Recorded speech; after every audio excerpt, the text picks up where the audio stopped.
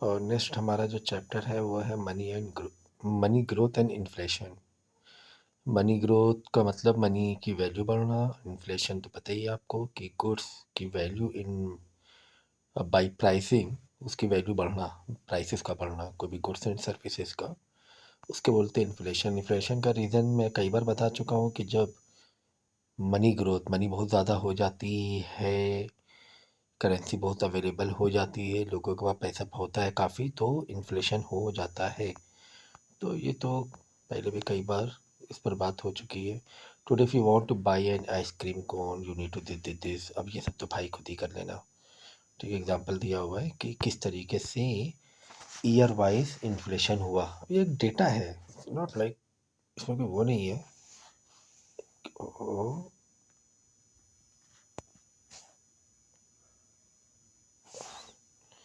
ठीक है, डेटा दिया हुआ है। क्या डेटा दिया हुआ है कि पहले पहले क्या प्राइसिंग होती थी, अब क्या प्राइस हो गया है, क्या रेट हो गया। तो ये प्राइस क्या हो रहा है, बढ़ता जा रहा है। प्राइस क्या हो रहा है, बढ़ता जा रहा है। ठीक है ना, क्योंकि सीपीआई जो है, कंज्यूमर प्राइस इंडेक्स, सीपीआई क्या हो रहा है, बढ़ रहा है। ये हम लोग ने इससे पहले चैप्टर में डिस्कस कर लिया था कि इन्फ्लेशन बढ़ रहा है। कुल मिलाकर क्या बढ़ रहा है, इन्फ्लेशन। तो ये एक डेटा दिया हुआ है ईयर वाइज, तो ये पढ़ लेना पूरा। ठीक है, और डिफ्लेशन में जब किस लॉ जब जब किसी गुड्स या सर्विसेज की वैल्यू डाउन होती है, उसका प्राइस डाउन होता है, उसे बोलते हैं डिफ्लेशन। ठीक है, इसे बोलते हैं मंदी। तो अब डिफ्लेशन तो बहुत कम ही देखने को मिलता है। कहीं कहीं पर जब बिल्कुल इकोनॉमिक कोलैप्स हो जाती है, लोगों का पैसा ही नहीं रहता है, बिल्कुल भी लोगों के पास पैसा नहीं रहता है खरीदने के लिए, और लोग कर्जे में डूबे होते हैं, उनके डेप्ट, they are not able to pay their debts, और लोन चढ़ जाता है, तो वहाँ पे डिफ्लेशन आ जाता है। तो यहाँ पर देखिए एक डेटा दिया हुआ है ईयर वाइज, कब कब है ना डिफ्लेशन, ऐसी सिचुएशन आई है। ठीक है, बट इन्फ्लेशन तो बहुत कॉमन है। इन्फ्लेशन होना इकोनॉमिक डेवलपमेंट का एक साइन भी माना जाता है, लेकिन एक लेवल पे। ठीक है, तो इन्फ्लेशन होना कि वहाँ की करेंसी रेट बढ़ रही है, वैल्यू बढ़ रही है, लोगों का पैसा आ रहा है। अब लोगों का पैसा आ रहा है, बाहर से लोग कमा के ला रहे हैं, एक्सपोर्ट अच्छा कर रहे हैं। ठीक है ना, पैसा आ रहा है लोगों का। So although inflation has been norm in more recent US history, there has been substantial variation in the rate of which prices rise. From 1970 to 80 prices rose by this. ठीक है ना, तो यहाँ पे वो डेटा दिया हुआ है किस तरह ना प्राइस का रेट बढ़ता चला गया। सो इंटरनेशनल डेटा भी यहाँ पे दिया हुआ है। इंटरनेशनल लेवल पे भी इन्फ्लेशन क्या है, बढ़ा है। ठीक है ना, 1.2% तो यूएस में रहा है, और इंटरनेशनल लेवल पे Japan, it was zero in Japan, Japan में तो ज़ीरो रहा है, 3. मैक्सिको में 3.4 बढ़ा। तो ये सब पूरा डेटा दिया हुआ है कि कहाँ कहाँ पर क्या हुआ इन्फ्लेशन। हर ही जगह लगभग बढ़ा है। ठीक है ना, और कहीं कहीं पर सी टर्की और model by some standard in 2018 inflation in Venezuela reach about 1 million% per year, equivalent to an increase in price about 2.5% per day। इतनी तेज़ी से बढ़ता गया, इतनी तेज़ी से बढ़ता गया, मतलब एक साल में सोचो 2.5% पर डे बढ़ रहा था प्राइस। तो वो जो किसी रीज़न से, ठीक है, वो सिचुएशन अगर आके दी होगी तो बताऊंगा। तो किसी रीज़न से वो मेरे ख्याल से इन्होंने करेंसी छाप दी थी, ऐसा कुछ हुआ था। तो इसे बोलते हैं हाइपर इन्फ्लेशन, यहाँ पे इस लेवल का हर दिन 2.5% बढ़ रहा है, हर दिन एक्स्ट्रा बढ़ता जा रहा है, बढ़ता जा रहा है, बढ़ता ही जा रहा है। ठीक है, तो ये बेसिकली अभी रीजनिंग तो में नहीं बताई गई है, अभी फ़िलहाल तो इन्फ्लेशन का मतलब बताया गया, कहाँ पे कितना इन्फ्लेशन है, एक जनरल नॉलेज जैसा बताया कि तो खुद ही पढ़ लेना, क्योंकि जीके है ये। ओके, जब आगे रीजनिंग रहेगी वो मैं आपको आराम से होल्ड करके बताऊंगा। So what determine whether an economy experience inflation and so. तो इन्फ्लेशन किस, क्या डिटर्मिनेंट्स क्या है इन्फ्लेशन के, how much many forces can effect the price level, किस वजह से प्राइस लेवल बढ़ता है। तो काफ़ी सारे फोर्सेस हैं, सिर्फ एक रीज़न नहीं है। Later chapter will discuss. ठीक है, चैप्टर बाद में डिस्कशन होगा, बट टू एक्सप्लेन सब्सटेंशियल और persistent inflation, economist most often turn to quantity theory of money, the main topic of this chapter. One of the 10 principles of economic chapter 1 summarise the basic insight prices rise when the government prints too much money. ठीक है, price बढ़ता है जब government ज़्यादा print कर देती है। The quantity theory can explain moderate inflation such as those experience in the US as well as hyperinflation. ठीक है, so this chapter also addresses a related question: why is inflation a problem? At first glance the answer may seem obvious. It is problem because the people don't like it. In 1970, when the US experienced a relatively high inflation, opinion poll placed inflation as the most important issue facing the nation. तो president वो तो यहाँ पे एक incident के बारे में बताया गया है कि पब्लिक एनिमी नंबर 1, तो मेन क्या पब्लिक रीजन से बताया कि उनके प्रेसिडेंट की स्पीच ने बताया the war and will win button to his repel whip inflation now and to the 20 when inflation surged in the late stages of COVID-19 pandemic. President Biden said it was one of the most pressing economic concern of the American people. तो यहाँ पे कुछ incident दिए हैं inflation के ही बारे में, अभी तक के किसी तरह कोई कॉन्सेप्शुअल चीज़ें नहीं आई हैं। ठीक है, सिर्फ एक इन्फ्लेशन के बारे में बताया कब कब कैसे कैसे इन्फ्लेशन हुआ। इन्फ्लेशन एक लेवल पे होना ज़रूरी है, एक रेट। अगर इन्फ्लेशन नहीं बढ़ रहा है इसका मतलब इकोनॉमिक ग्रोथ रुकी हुई है। लेकिन सर्टेनली क्योंकि वो जो इन्फ्लेशन एक कांस्टेंट रेट से बढ़ना, इन्फ्लेशन, देखो मैं तुम्हें कॉन्सेप्ट सिखा रहा हूँ, ठीक है, वो सब डेटा पीछे दिया पढ़ लेना आप। तो कांस्टेंट रेट में बढ़ना इसका मतलब इकोनॉमिक डेवलपमेंट हो रहा है, लोगों को पैसा आ रहा है इकोनॉमिक डेवलपमेंट की वजह से, कुछ और रीज़न की वजह से नहीं। इकोनॉमिक इकोनॉमिक क्या ही स्पेलिंग लिख दिया भाई मैंने, तो चलो ठीक समझ तो क्या मैं बोल रहा हूँ ना। ठीक है, इकोनॉमिक डेवलपमेंट की वजह से धीरे धीरे लोगों को पैसा आ रहा है, इसलिए वो इन्फ्लेशन बढ़ रहा है, चीज़ों की वैल्यू बढ़ रही है, लोगों की परचेसिंग पावर बढ़ रहा है। ठीक है, वो तो ठीक है। लेकिन किसी और रीज़न से अगर सडनली जंप करे इन्फ्लेशन, इसका मतलब there is some other reason, there are some other reasons जिसकी वजह से इन्फ्लेशन हुआ, which is not good sign for economic development. क्योंकि इन्फ्लेशन हो गया और वो वैल्यू एक्चुअली में लोगों को पैसा नहीं है।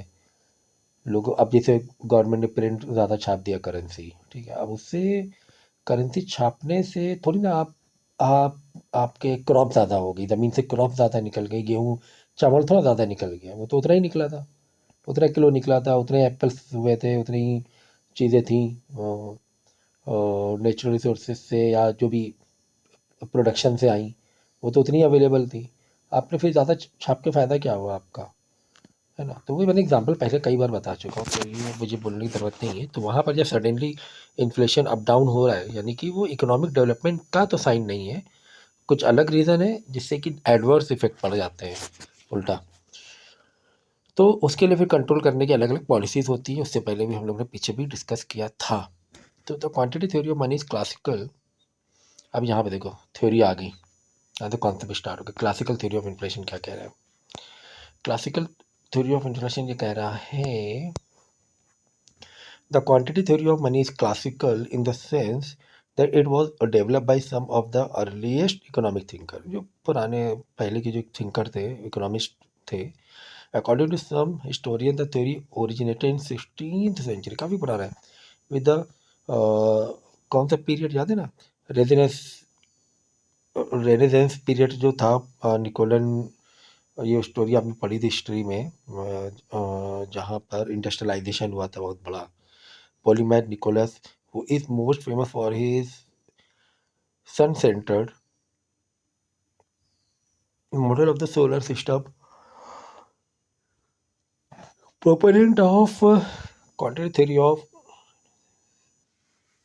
include many great economists: David Hume, John Stuart Mill, Irving, Milton. So today most economists rely on the quantity theory to explain the long run determinant of the price level and inflation rate। तो ये जो है, ये जो economist है late 18th century में, David Hume है, John Stuart Mill है, फिर विंग फिशर, मिल्टन फ्रीडमैन, तो इन्होंने theory the classical theory of inflation की। क्योंकि क्लासिकल थ्योरी देते थे इकोनॉमिस्ट, क्लासिकल मतलब पुराने इकोनॉमिस्ट की जो थ्योरी है उसको क्लासिकल या ट्रेडिशनल वे से जो दी जाती थी, उतने कैलकुलेशन या मैथमेटिक्स, उतनी स्टैट यूज़ नहीं होती थी उस वक्त। ठीक है ना। तो क्या बताया इन्होंने, देखो the level of prices and the value of the money. Suppose the price of an ice cream cone rise from nickel to $1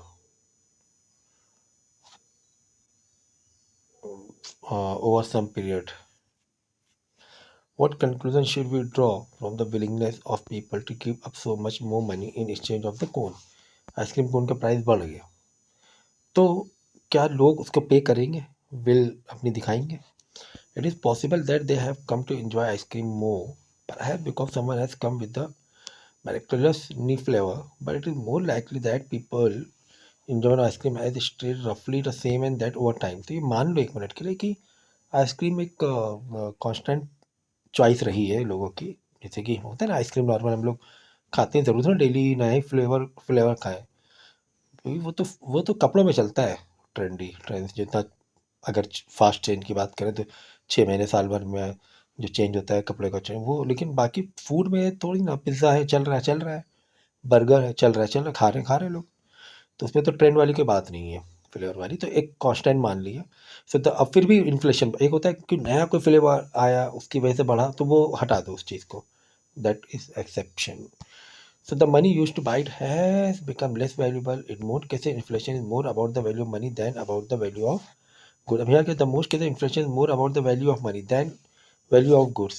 तो sometime value of money बढ़ जाती है, value of goods मतलब goods तो वही है, गुड्स क्या वही है, कोई ट्रेंड भी चेंज नहीं हुआ, कुछ भी नहीं चेंज हुआ, लेकिन मनी की वैल्यू बढ़ गई।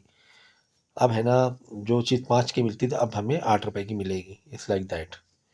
तो यहाँ पे यही दिया हुआ है कि but it's more likely that people enjoyment of ice cream has stayed roughly the same and that over time the money used to buy it has become less valuable। पहले क्या था कि वैल्यू इतनी नहीं थी, ठीक है, मतलब नहीं थी, या कभी ऐसा हो सकता है कि कभी ऐसा हो सकता है कि कोई चीज़ लेस में मिल जाए over time after some time वो चीज़ सस्ती मिलने लगे।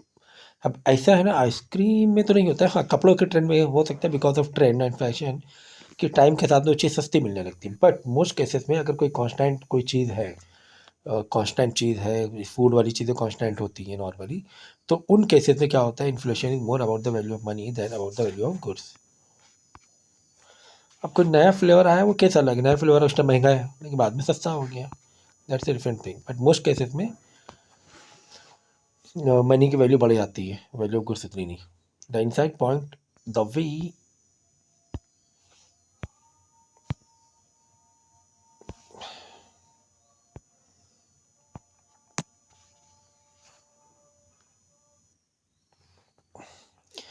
the way toward a theory of inflation, when the consumer price index and other measures the price level rise, it is tempting to look at the individual prices that make up these price indexes. As a typical news outlet might report, the CPI rose by 3% last month, ठीक है, led by the 20% increase in the price of the fresh fruit vegetable.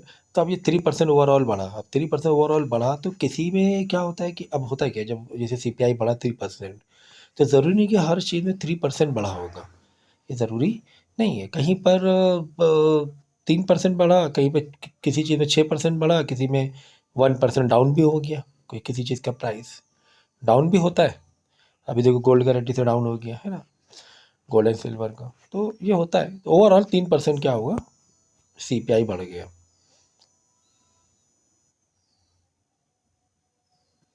So the economy's overall price level can be seen in two ways. So far we have viewed at it as the price of basket of goods and services. When the price level rise, people must pay more for what they buy. Alternatively, we can view the price level as measure of money value. A rise in the price level means a lower value of money because each dollar in your wallet और checking account by fever goods and the services, ठीक है ना। तो दो तरीके से इसको देख सकते हैं, कैसे, जैसे कि प्राइस लेवल जैसे बढ़ा, people must pay more for what they by, उनको ज़्यादा देना पड़े, 5,000 की जो बास्केट थी 6,000 देना पड़ रहा है। अब दूसरा देखो, alternatively we can view the price level as a measure of money value. यहाँ का मतलब ये हुआ कि 5 5,000 की, अब इस तरह हम देख रहे थे, जो चीज़ 5,000 की थी, यानी 5,000 जो वैल्यू थी मनी की, वो वैल्यू 6,000 हो गई। ऐसे हम देख सकते हैं, मतलब जो बास्केट 5,000 की थी 6,000 में आ रही है। इसके दूसरे तरीके से कैसे देखेंगे, जो वैल्यू 5,000 की थी प्राइस की, अब उस 5,000 को पे कर 5,000 रुपीज़ को खरीदने के लिए हमें 6,000 रुपये देने पड़ रहे हैं। ठीक है ना, इसे किसी ने हमें 5,000 रुपये दिया, फिर एक महीने बाद उसको बास्केट की कीमत जो आप गए 6,000 रुपये की मिल रही, तो ये पलट के एक महीने बाद क्या बोलेगा, भाई मेरे को भी 6,000 रुपये वापस करो, विद इंटरेस्ट के साथ जो भी है 6,000 रुपये वापस करो। और इंटरेस्ट रेट मान लो, कुछ भी मान लो, क्योंकि वो मनी का वैल्यू क्या हो गई है, बढ़ गई है। तो इसको बोलते हैं टाइम वैल्यू मनी। तो एन्युटी है, आगे चल के काफ़ी सारी चीज़ें आपको हैं, तो आपको सीखनी पड़ेगी टाइम वैल्यू मनी कैसे निकाला जाता है, फॉर्मूलेस एंड उसकी मैथमेटिक्स है।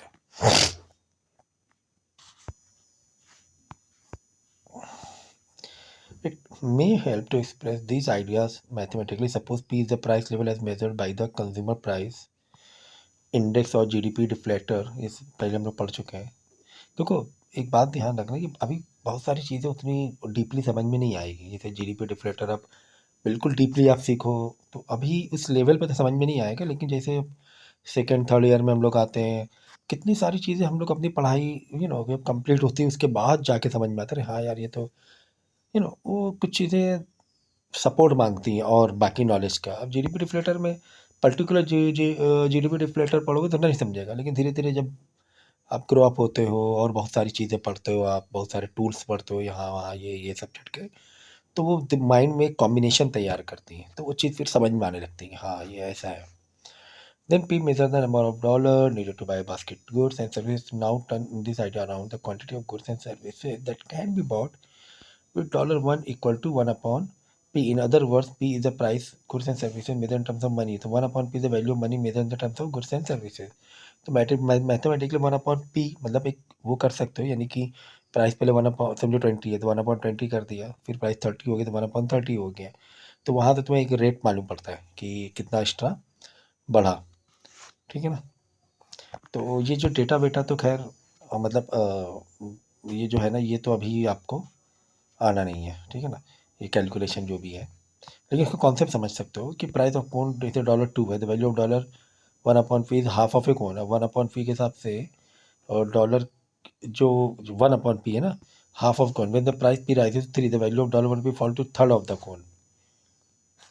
ठीक है ना भाई, 1P के नीचे 2 लिखोगे, P कितना दिया हुआ है, 2 दिया हुआ, तो 1/P है ना, तो 1/2 मतलब हाफ ऑफ द डॉलर आ रहा है। ठीक है, लेकिन यही अगर 3 हो जाए तो 1 अपॉन बढ़ गया 1/3 हो जाएगा। तो इसका मतलब कि वैल्यू ऑफ डॉलर, क्योंकि प्राइस गुड्स की बढ़ी तो वैल्यू ऑफ डॉलर अब तुम्हें ज़्यादा देना पड़ रहा है ना, 3 रुपये देना, अब यानी 1/3 हो गया। यानी कि जो चीज़ 10,000 की थी, समझो 12,000 ले लो, देखो पहले 1/2 बाद में 1/3 हो गया बराबर। अब 1/3 में क्या हुआ कि डॉलर, देखो अगर किसी गुड्स का प्राइस बढ़ रहा है तो डॉलर की वैल्यू घट गई है, एक्चुअली में ये हुआ, उसकी उस करेंसी की वैल्यू घटी है, कोई चीज़ महंगी हो रही है। कैसे घटी है कि जैसे जैसे मैंने 5,000 6,000 का एग्जांपल बताया था बास्केट का, पहले आप 5,000 बास्केट ले रहे थे, अब इस 5,000 की बास्केट खरीदने के लिए आपको 6,000 रुपये देने पड़ रहे हैं। ये वैल्यू घटी नहीं, तुम्हें ज़्यादा नहीं देना पड़ रहा पैसा, इसको वैल्यू बढ़ी ना मानो, ये वैल्यू घटी है एक्चुअली में, तुम्हें ज़्यादा डॉलर देने पड़ रहे हैं उस चीज़ को खरीदने के लिए। उस बास्केट तो वही थी तुम्हारी, बास्केट तो सेम है ना, सामान वही है सारा उसके अंदर, छः तो नहीं, वैल्यू घट गई, अब वो बास्केट की वैल्यू बढ़ गई ना, एक्चुअली बास्केट की वैल्यू बढ़ गई, तो अब 6,000 रुपये देने पड़ रहे हैं, पहले 5,000 देने पड़ रहे थे। तो बास्केट की वैल्यू बढ़ना ऑल्टरनेट मतलब इन दूसरे अल्फाजों में यही कहेंगे ना कि डॉलर की वैल्यू घट गई, क्योंकि एक बढ़ना मतलब दूसरा घटना हुआ ना ऑटोमेटिकली। तो ये हुआ कि बास्केट की वैल्यू बढ़ गई 5 के 6,000 में, डॉलर की वैल्यू घट गई, इसी का अपोजिट वे में बोलेंगे तो ये वही चीज़ है। तो money supply, money demand and monetary equilibrium, ये हम लोग ने पढ़ लिया था पहले कि मनी सप्लाई अगर ज़्यादा होगी इन्फ्लेशन होगा, फिर मनी डिमांड होता है कि मनी डिमांड से स्टार्ट करते हैं, लोगों के पास डिमांड बहुत है, लोगों के पास क्या है, डिमांड ज़्यादा है, जब डिमांड ज़्यादा होगा तो मनी सप्लाई मार्केट में आने लगेगी, लोग लोन लेंगे, क्योंकि मनी की डिमांड ज़्यादा है ना, मनी की डिमांड ज़्यादा है, तो बैंक जाएंगे लोग, बैंक जाएंगे या जो भी कहीं पर भी बैंक जाएंगे, लोन लेंगे, तो वहाँ पर क्या होगा, मनी सप्लाई धीरे धीरे बढ़ेगी, धीरे धीरे मनी सप्लाई एक पॉइंट में इतनी सप्लाई इतना लोन ले लेंगे लोग कि मनी सप्लाई ओवर बढ़ जाएगी, डबल बना दी, ओवर बढ़ जाएगी, मनी सप्लाई ज़्यादा हो जाएगी।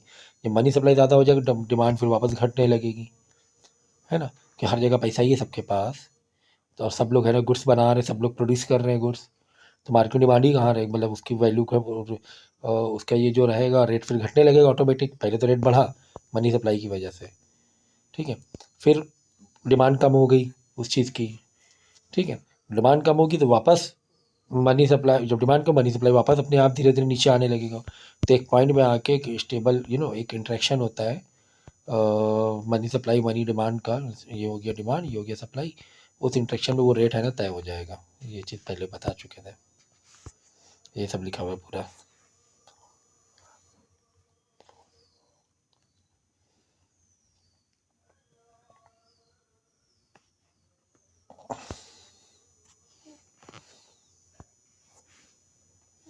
इसका एक छोटा सा लेक्चर भी दे देंगे तुम्हें, ठीक है,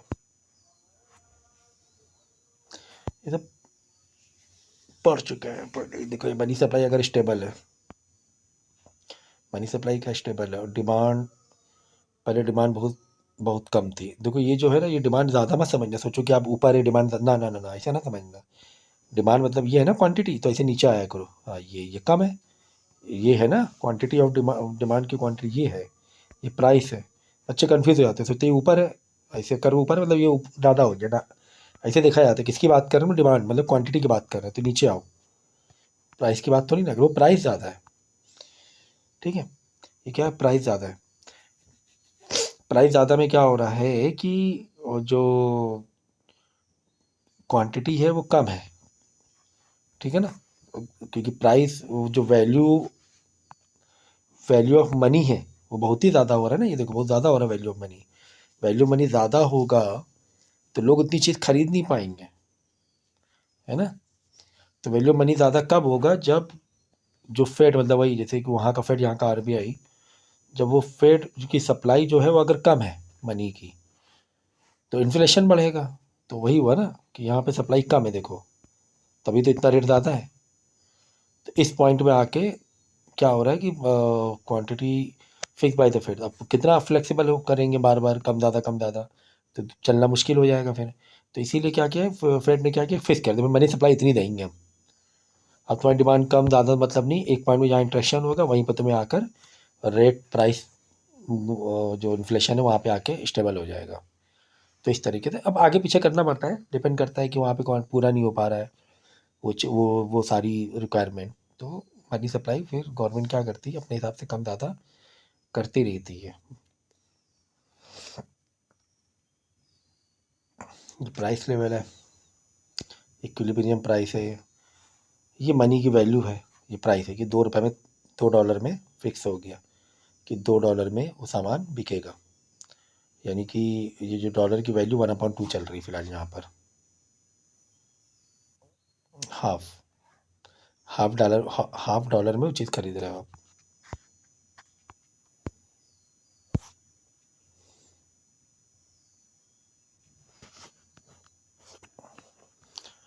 the effects of monetary injection, injection लगा रहे हैं हम लोग, यानी कुछ बड़ा ट्रीटमेंट कर रहे हैं भाई। तो क्या होता है, एक तो मैंने 2 रीज़न पहले इन्फ्लेशन और डिफ्लेशन के बता दिए थे। इन्फ्लेशन है तो फेड रेट घटा देगी, बैंक का बैंक का रेट बढ़ा देगी और घटा देगी, बढ़ा देगी, जैसे कि लोन का इंटरेस्ट रेट बैंक भी बढ़ा दे लोगों के लिए, लोग लोन कम लेने लगे, जल्दी जल्दी वापस करें, पैसा वापस करने लगेंगे, भाई रेट बढ़ गया है, ठीक है ना, जो लोग लिया है वो भी वापस करेंगे। तो ये चीज़ होती है कि मनी मनी सप्लाई को रोका जाता है। इसी का opposite some time bank rate घटाती है अगर डिफ्लेशन है खासकर।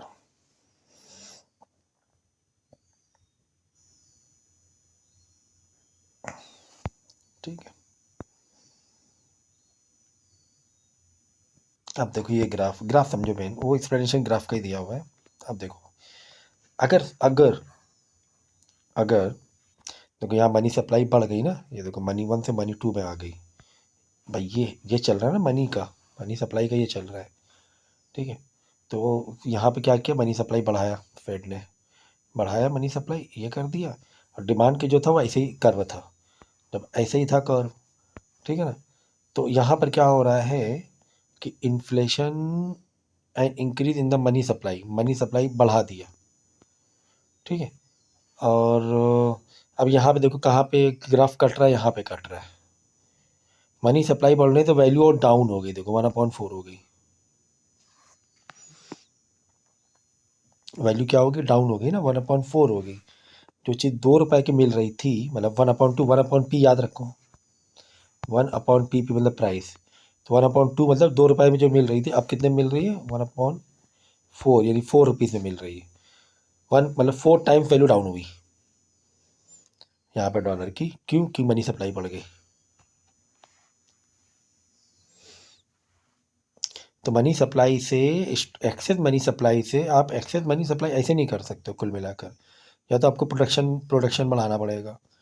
तो ऐसे कर दोगे तो वैल्यू क्या हो जाएगी, डाउन हो जाएगी। और प्राइस लेवल देखो बढ़ गया, इसीलिए यहाँ पे देखो प्राइस लेवल उल्टा लिखा हुआ है, 1 पे हिलता, क्योंकि ग्राफ उसी हिसाब से सेट हो रहा है ना, इन्वर्स से रिलेशन होता है ना। तो प्राइसिंग बढ़ गई, 4 रुपये हो गया था ना, 4 रुपये होने से वो उसकी वैल्यू डाउन हुई थी, ठीक है ना। तो इस तरह ग्राफ, प्राइस लेवल ग्राफ इस तरह बनाना है डिक्रीजिंग ऑर्डर में। तो ये हो रहा है, क्योंकि मनी सप्लाई बढ़ाने से प्राइस बढ़ा यार, लोगों को पैसा बहुत आ गया, डिमांड बहुत ज़्यादा हो गई, ठीक है। एक तरह से डिमांड भी तो ही बढ़ रही है मनी, ठीक है ना। तो वो हो गई, डिमांड ज़्यादा हो गई, तो अब हर का पैसा है, हर कोई पे करने को तैयार है, सामान कम है, गुड्स उतनी ही है, तो क्या करेगा शॉपकीपर, उसकी उसकी वैल्यू प्राइस बढ़ा देगा।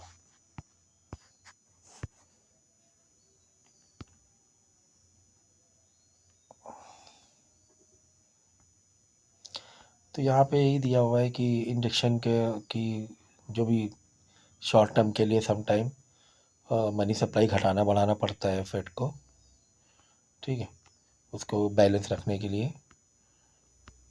सम टाइम होता है क्या है कि जैसे कोई नेचुरल कैलेमिटीज़ हो गई, तो वहाँ पे इन्फ्लेशन, जैसे कोरोना हो गया, इन्फ्लेशन बहुत तेज़ बढ़ गया, क्योंकि बिजनेस के साइकिल सब रुक गए, ठीक है। इन्फ्लेशन तेज़ हो गया, महंगी चीज़ें बिकने लगी, अब क्या करे गवर्नमेंट, लोगों को सामान खरीदना है, तो वहाँ पे मजबूरी में मनी सप्लाई बढ़ानी पड़ती है कि वो सामान लोग खरीद सकें, ठीक है ना। तो मनी सप्लाई कैसे बढ़ाएंगे, वही बैंक रेट, वो अपना करेंसी छाप के तो नहीं कर सकते, बैंक रेट कम करेंगे, फिर लोग, पैसा आएगा लोगों के हाथ में। तो ये तो फिर ऐसे तो फिर हमेशा क्यों नहीं कर सकते हैं सॉल्यूशन, तो ये सॉल्यूशन परमानेंट नहीं है, ये शॉर्ट टाइम के लिए, चलो भाई चलो तुम बिज़नेस करो, पैसा नहीं दो, चलो बिज़नेस करो, साइकिल चलो, प्रोडक्टिविटी बढ़ाओ। तो प्रोडक्टिविटी बढ़ाने का भी एक ये होता है ना, यूटिलाइजेशन पीरियड होता है। आप ऐसे नहीं कितना पैसा दे दो तो वो पैसा फिर एक्सेस हो जाएगा, बिजनेस पूरा पैसा लगा भाई, आपको जगह एक पर्टिकुलर, आपको मशीन नहीं थी, तो मशीन के लिए लोन ले लिया, एक मशीन आ गई उस जगह पर, अब गवर्नमेंट तुम्हें 10 मशीन का लोन देते तो बाकी कहाँ रखोगे तुम, फिर आपको उतना फिर होना चाहिए ना बिजनेस का स्केल, कि वो उन मशीन के प्रोडक्शन को आप, उतनी डिमांड हो मार्केट में, उतना प्रोडक्शन करो आप। आपने एक्स्ट्रा पैसा उठा लिया, क्योंकि गवर्नमेंट वहाँ पे मनी सप्लाई बढ़ाना चाह रही थी, एक्स्ट्रा उठा लिया, तो बाकी पैसा अनयूज हो गया, आप इधर उधर चीज़ें सामान खरीदने लगे जाकर, कपड़े ये वो, पैसा उड़ाने लगे, क्योंकि एक्स्ट्रा पैसा आ गया और आपका उतना यूटिलाइज हो नहीं पाया पैसा, वहाँ से फिर इन्फ्लेशन हो गया। तो ये हमेशा भी नहीं किया जा सकता है कि हाँ भाई चलो मनी सप्लाई बढ़ाओ और बिजनेस लोग करने लगेंगे ऐसा नहीं है। बिजनेस के लिए भी, जो भी बिजनेस के लिए लोन मिलता है, लोन तो आप उसको, आपको यूटिलाइज करना होता है। अगर आपने 1 करोड़ का लोन लिया तो 1 करोड़ यूटिलाइज करो आप। अगर आपको यूटिलाइज का ही एक स्पेस ही नहीं मिल रहा है, तो एक्स्ट्रा पैसे से इन्फ्लेशन हो जाएगा, फिर गवर्नमेंट देखे अरे यार तो इन्फ्लेशन होने लगा, वहाँ फिर कंट्रोल करने लगेगी, ऐसे चलता रहता है। तो ये मैंने जो एग्जांपल बताया ना, बहुत मस्त एग्जांपल बताया, इसको समझना है। मैंने पूरा मॉनेटरी सप्लाई का पूरा निचोड़ बता दिया मैंने, कि किस तक क्यों नहीं गवर्नमेंट हमेशा बैंक रेट घटा के जो फेड है बैंक रेट घटा के हमेशा मनी सप्लाई क्यों नहीं बढ़ा सकती है कि भाई ये तो जैसे लोगों का पैसा नहीं है और बढ़ा दे मनी सप्लाई बैंक रेट कम करके लोन कम से कम रेट में लोन देकर, तो ये हमेशा पॉजिटिव इम्पैक्ट नहीं देता है। तो मनी सप्लाई भी बैलेंस रखना पड़ता है कि भाई तुम क्या कर सकते हो उस मनी सप्लाई, तुम्हारे अगर वो यूटिलाइज हो रहा है उतना कि 1 करोड़ गवर्नमेंट नहीं तो 1 करोड़ तुम यूटिलाइज करो उसको प्रोडक्टिविटी में, ना कि कंजम्पशन में। तो अक्सर नहीं लोग लोन लेकर फंस जाते हैं, देखो अगर आप सुना होगा लोन लिया उसी में फिर ये हो गए, ट्रैप हो गए, उसे बोलते हैं डेप्ट ट्रैप।